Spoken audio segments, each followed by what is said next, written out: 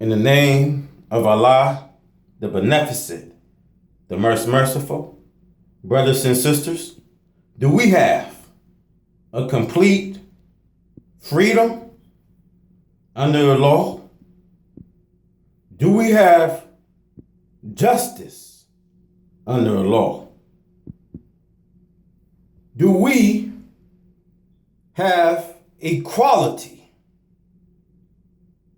So the unravel started from a lie because we, the people, no woman was involved. See, William Shakespeare, he didn't want no woman setting the stage. He didn't want no Jews. He didn't want no African Muslims. He didn't want no Hispanics. He didn't want no Native Americans. He wanted a land that he can conquer himself. But Jesus equated justice with brotherhood. See, Shakespeare saw it a matter of mercy. So we are still down here, and history is repeating itself. I'm here, brothers and sisters, to speak up for our liberation, our democracy. See, most of our preachers, I would say black preachers, black leaders, black politicians that's in office, white men bootlickers, Uncle Toms in these modern times, those who sell out.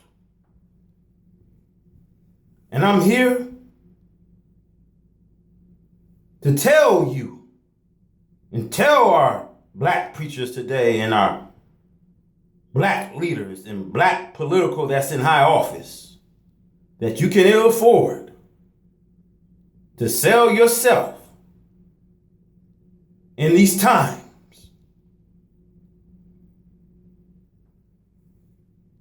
And see, the minister, Louis Farrakhan,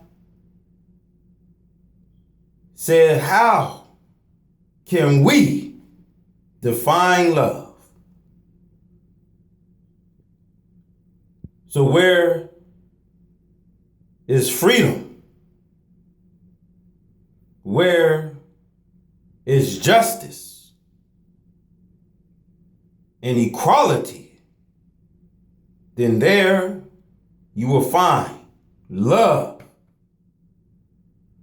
But since there was no love in the right race, this is the judgment of God. God is love. And we are far from loving one another. We are far from loving each other. See, brothers, you get enough hate in the world.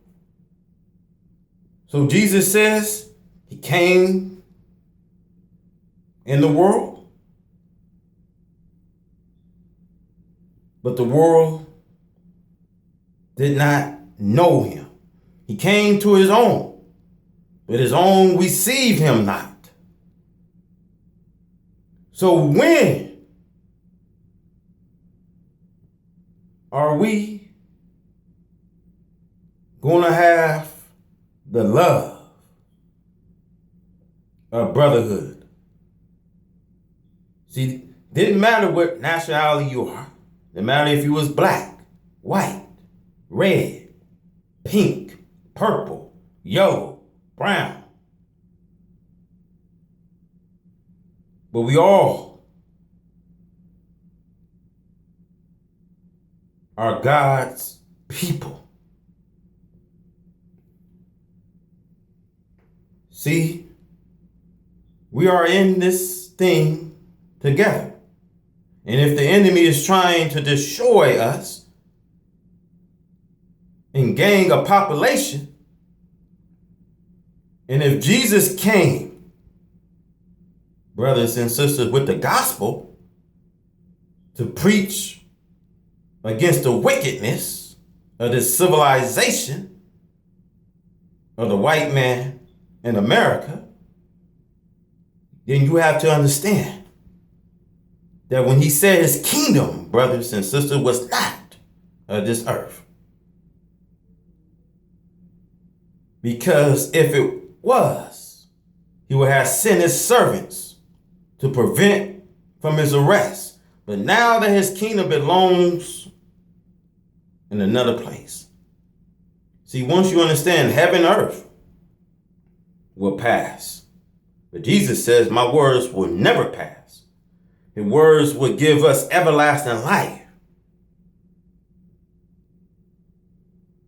that will lead up for eternity in a life to come.